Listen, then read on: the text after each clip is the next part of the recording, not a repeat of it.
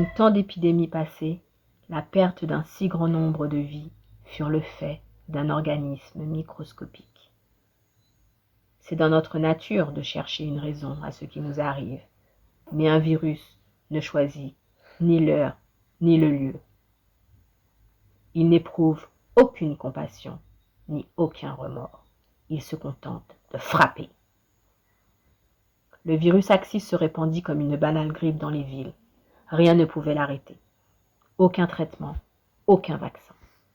Il emporta des milliers de vies dès les premiers jours.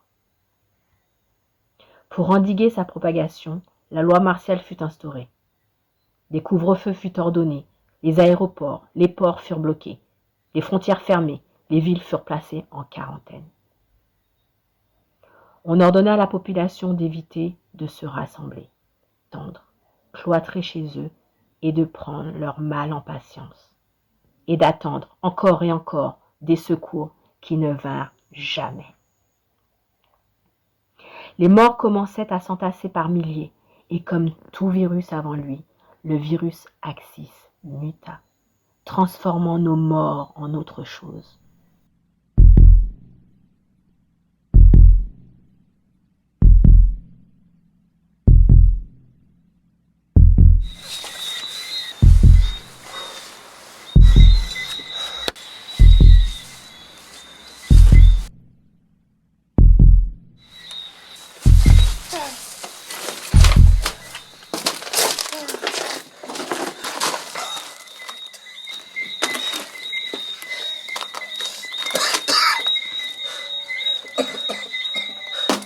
Ça va? Ça va quoi, ça va? T'as vu ce qu'il lui a fait? Calme-toi, Hervé. Que je me calme, quoi que je me calme? Il lui a explosé la tronche et tu veux que je reste calme?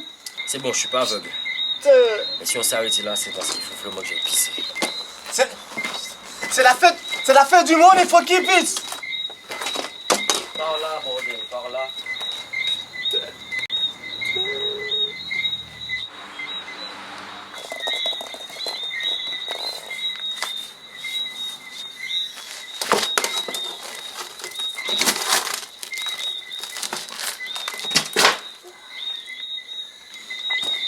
On reste par là, mais ça qu'on bouge. Et pour aller où, bordel?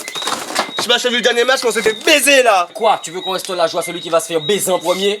On bouge, là on est dans une impasse. On bouge! Merde!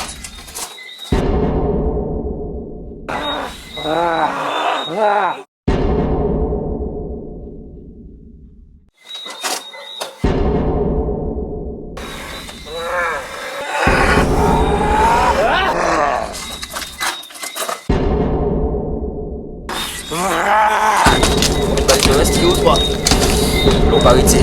J'essaie de prendre coquer la galaxie. Moffat!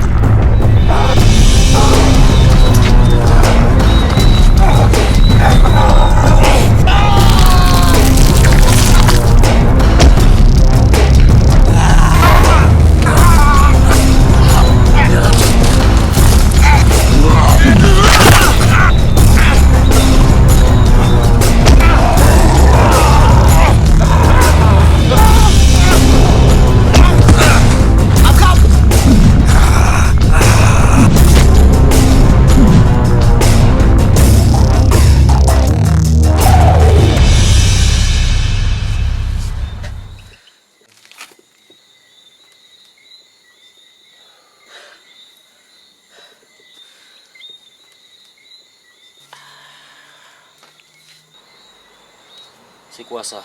Je me suis fait mordre par cet enfoiré. Putain, tu pouvais pas faire gaffe? Tu as bien vu ce qui s'est passé, tu as vu ce qu'il lui a fait, et tu te fais bouffer? Qu'est-ce que tu veux que je te dise?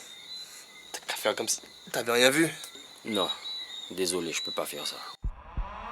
Des bastions de résistance se mirent en place, mais trop faibles pour exterminer les morts dont le nombre augmentait de rang en heure. Et face à cette vague déferlante, les dirigeants des grands pays utilisèrent l'arme ultime.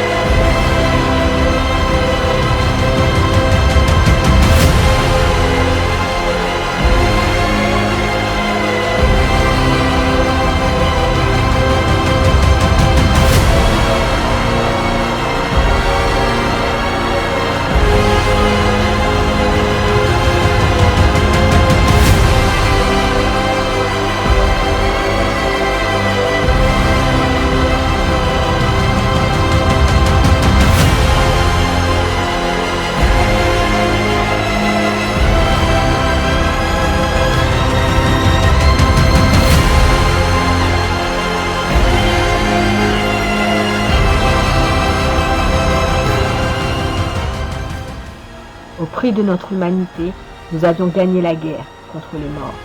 Allumons un brasier sans fin. Le virus Axis disparut aussi vite qu'il était arrivé, mais rien ne pouvait endiguer le désastre. L'ordre social s'écroula, les villes explosèrent, dans les rues les gens se battaient pour survivre. Des milliers de corps alimentaient des bûchers, les pillages, les viols et les meurtres devinrent le quotidien. Ce qui restait des villes était pillé, les lumières vacillèrent et finalement s'éteignirent. Le feu se répandit non seulement dans les rues, mais aussi dans les cœurs. Les provisions en nombre insuffisant ne furent qu'un lointain souvenir, et les survivants se mirent à se nourrir de chiens, de chats, de rats, et finalement, l'homme commença à se nourrir de l'homme. Les gangs prirent le contrôle des villes, prêts à se faire la guerre pour un peu de territoire.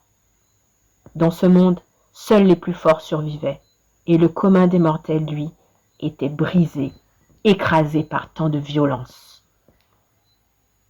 C'est dans ce chaos que naquit celui que l'on nomma le messager de mort.